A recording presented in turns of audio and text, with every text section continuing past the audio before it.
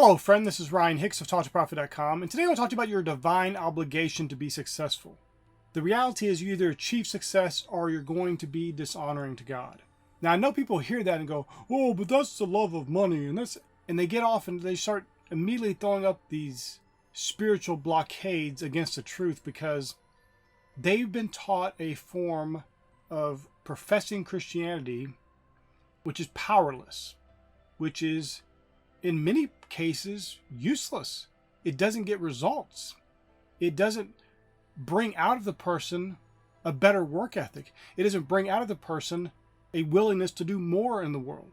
It brings this apathetic, lazy, sloppy mentality, and then has the utter delusion to pretend like that's being spiritual, like that's somehow being the Christian life, being mediocre, being average. Why would the Christian life be like everyone else's? How does that make any sense? How do the people who don't know God, who don't walk with God, who do all kinds of vices and evils, get the same results you get? That could not possibly make any sense to anybody who's really thinking about it rationally. The reality is we should be achieving success. But, there are verses like Deuteronomy chapter 8, verse 18 that say, "But thou shalt remember the Lord thy God. For it is he that giveth thee power to get wealth, that he may establish his covenant which he sware unto thy fathers as it is this day." This is very important. Sometimes people read that and think it's talking about God somehow just gives you money. Maybe it gives you a lottery win or some nonsense like that. Just magical money. That's what they think when they read that. That's not what it says at all. What does it say? He gives you the power to get wealth.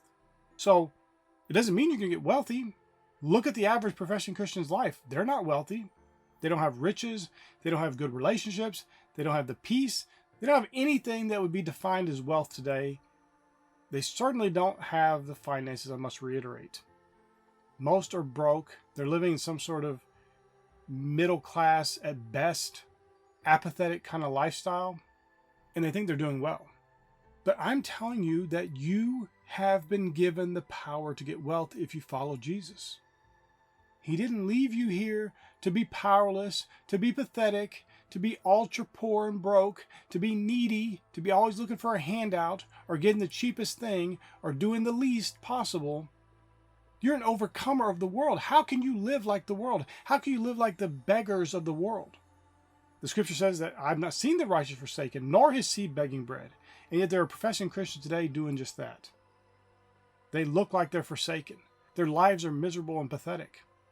They are, in all objective measurements, not winning in life, not overcoming. But that's not God's will. Don't let the religious man come in and tell you that's God's will. God must be wanting you to be this way. If God wanted you to be rich, you'd be rich. That's foolishness, my friend. God wants all men to be saved, as the scripture plainly says. And yet, are they? Absolutely not. Look at them. Look around you. Look at people who are cursing God to their very last breath. No. What God wills, he still has given us power in this earth. That doesn't detract from his will. It's because of his will that we have the power. And you have the power to get wealth, but it's power to get wealth. What that means from you is you're going to have to do some things, and it may be things that stretch you. It may be things that put you out of what average people are doing that really make you feel uncomfortable, and that's all right because God's with you. And you remember him. You don't forget him in the matter. That's what that verse starts out with. But thou shalt remember the Lord thy God. You remember him. You know that he's behind you. You know that he's walking with you. You know that he's leading and guiding you into all truth. And you will naturally flow into wealth and riches, my friend. Or you could do like so much of the professing Christian world has done. They've made doctrines and whole belief systems around being average and being like everyone else and being in lack and being in limitation and God somehow being behind it all. As if God is your enemy, which is insanity, but it's what they preach. They never say those words, of course. They always dress it up, make it sound spiritual, talk about God's sovereignty, and God must be trying to teach us lessons, and all this stuff that they think sounds good, but it sounds stupid. I'm just being blunt here, my friend. It sounds idiotic. It sounds like the words of somebody who doesn't know the good Heavenly Father that I know. It sounds like somebody who's playing religion, who's a mere professor of faith, who has a form of godliness, but denies the power thereof. And part of that power is the power to get wealth. I'm not saying if you are poor, I'm not saying if you don't have riches and a bunch of houses and things like that, that you are not following God. That's not what I'm saying. Gain is not godliness, my friend. But that being said, you should be excelling and doing the very best you can with the capacity you've been given, and importantly, increase your capacity. Just because however you are now does not mean that's where you are to stay, that you're just to be this person and never change, never adapt, never grow, never mature. You should be constantly growing and maturing and bettering yourself and improving each and every day.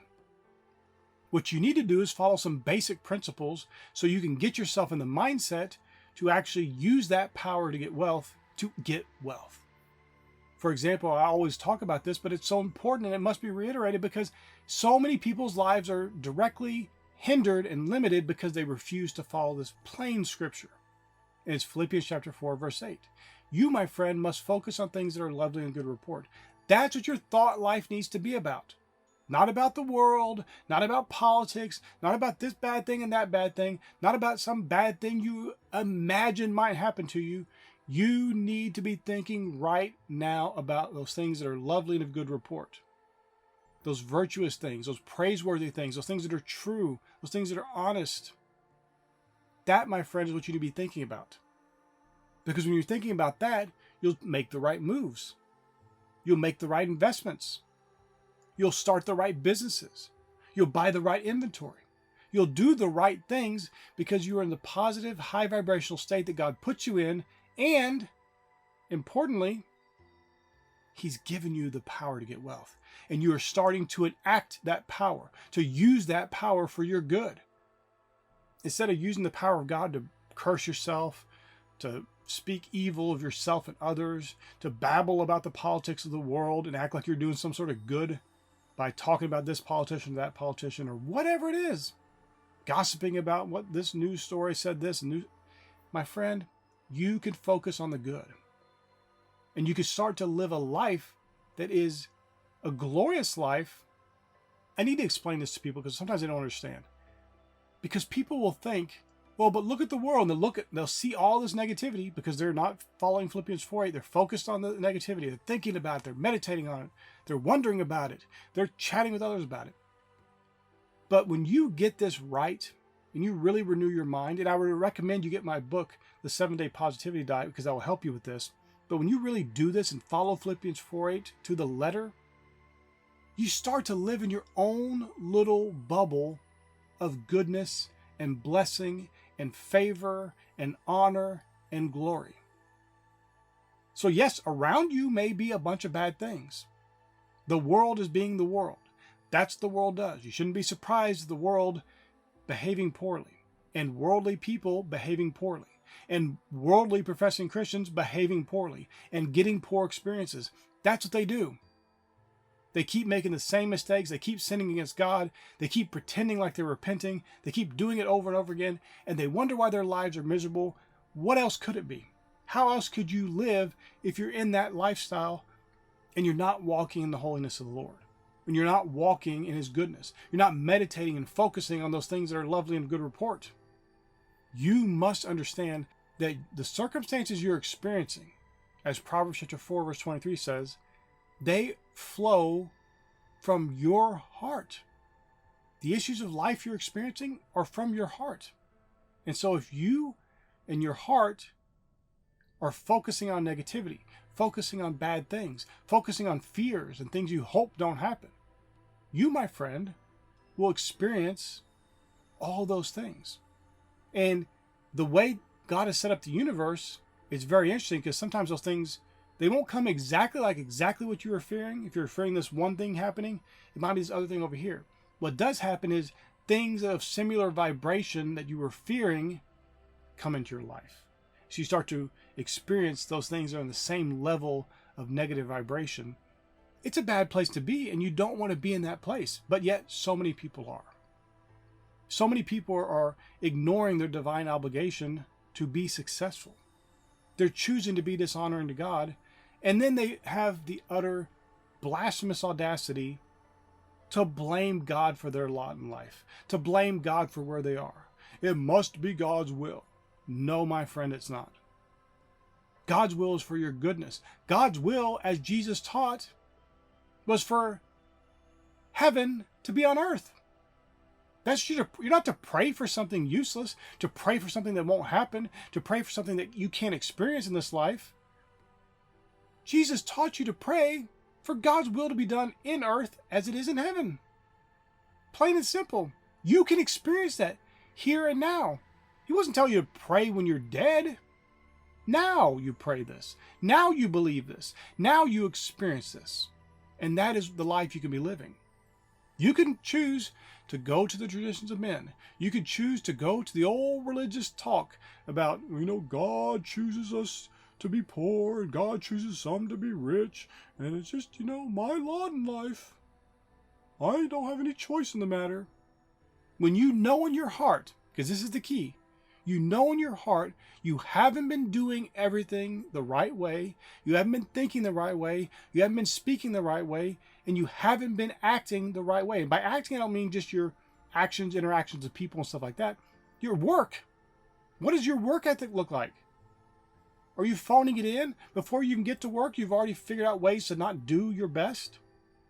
Or are you giving your all?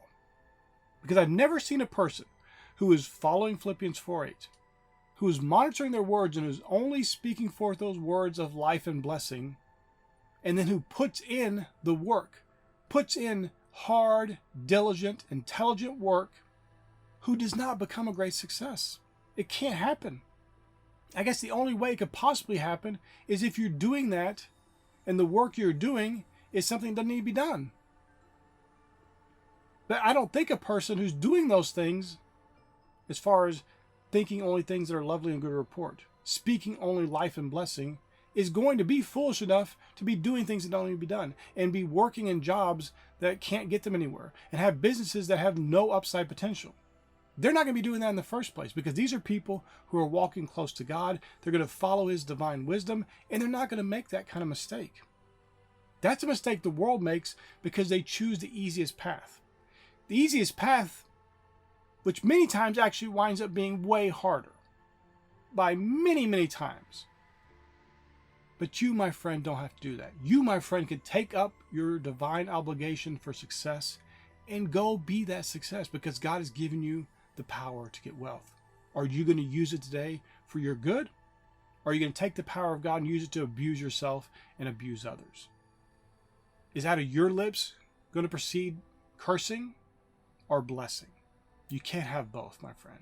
Choose to speak blessing. Choose to speak life. Choose to think blessing. Choose to think life. Choose to act in a way of a person who is backed by the Most High God.